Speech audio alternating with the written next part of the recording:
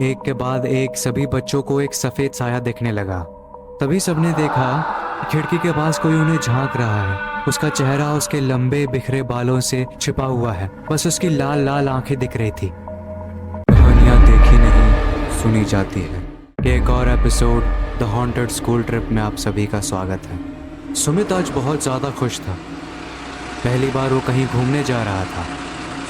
वो आज तक कभी रांची से बाहर नहीं गया, ना ही अपनी फैमिली के साथ, ना ही किसी स्कूल ट्रिप पे, कहीं नहीं। लेकिन इस बार उसके घर वाले बहुत बार मनाने के बाद मान गए और उन्होंने सुमित को स्कूल ट्रिप की परमिशन दे दी। स्कूल ट्रिप का डेस्टिनेशन एक हिल स्टेशन था जो अपने सीनिक ब्यूटी और हरियालियों के लिए फेमस था। ट्रिप के लोकेशन तक पहुंचते पहुंचते दिन ढल जाता है। लोकेशन पे पहुंच तो गए, लेकिन रात होने के कारण वो कहीं घूम नहीं सकते थे। रहने के लिए उन्होंने एक लॉन्च बुक किया, एक बहुत पुराना लॉज जो जंगलों के बीचों बीच घिरा हुआ था।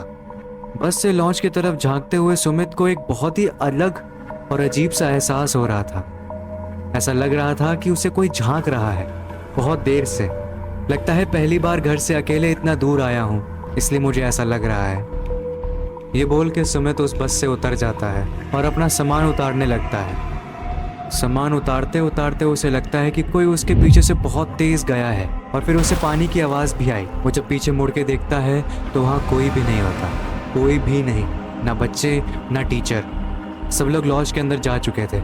सुमित थोड़ा सा डर जाता है और लॉज की तरफ भागते हुए जाता है। तभी उसकी नज़र एक कुएं पे पड़ती है। अपनी तिरछी नज़रों से देख के वो लॉज के अंदर चला जाता है।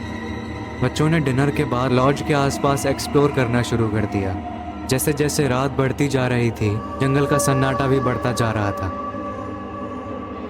रात के 12 बज गए थे। एक्साइटमेंट के कारण किसी भी बच्चे को नींद नहीं आई।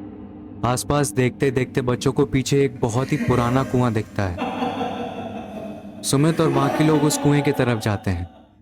सुमित को लग रहा था कि शायद उसने ये कुआं पहले कभी देखा है, पर उसे याद नहीं आ रहा था कि कब। ये ख्याल को इग्नोर करते करते सुमित सबको एक डेयर देता है।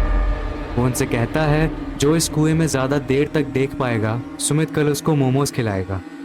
सभी बच्चे अपने टॉर्च को लेकर उस कुएं की तरफ बढ़ जाते हैं। जैसे ही उन्होंने कुएं की तरफ झांकना शुरू किया, एक ठंडा सा हवा का झोंका आया और टॉर्च की रोशनी अपने आप कम पड़ने लगी। अचानक कुएं से एक जोर से चिल्लाने की आवाज़ आई, इस कुएं को बलि चाहिए। ये सब सुन के बच्चे बहुत ज़्यादा डर गए और लॉज की तरफ भागने लगे। लेकिन अभी तो रात शुरू ही हुई थी। लॉज के अंदर अजीब बातें होने लगी। खिड़कियां अपने आप खुलने बंद होने लगी, लाइट अपने आप ऑन ऑफ होने लगे और दरवाजे भी अपने आप खुलने लगे। एक के बाद एक सभी बच्चों को एक सफ़ेद साया दिखने लगा। तभी सबने देखा कि खिड़की के पास कोई उन्हें झांक रहा है। उसका चेहरा उसके लंबे बिखरे बालों से छिपा हुआ है, बस उसकी लाल लाल आंखें दिख रही थी। एक तेज हवा का झोंका आया और वो साया वहां से गायब हो गया। रात को 2 बजे के आसपास सब शांत हो गया। तभी सुमित जो कुएं के पास गया था अचानक से गायब हो गया। उसका बेड भी खाली था और उसके तकिए पे एक नोट था, लाल इंक से लिखा हुआ, कुएं को बलि चाहिए। ये देखते ही सब लोग बहुत ज़्यादा घबरा गए। सभी टीचर्स, सभी बच्चे उसे ढूंढने के लिए जंगल की तरफ बढ़ गए, बट वो उन्हें कहीं नहीं मिला। सब निराश होकर लॉज के पास वापस आने लगे।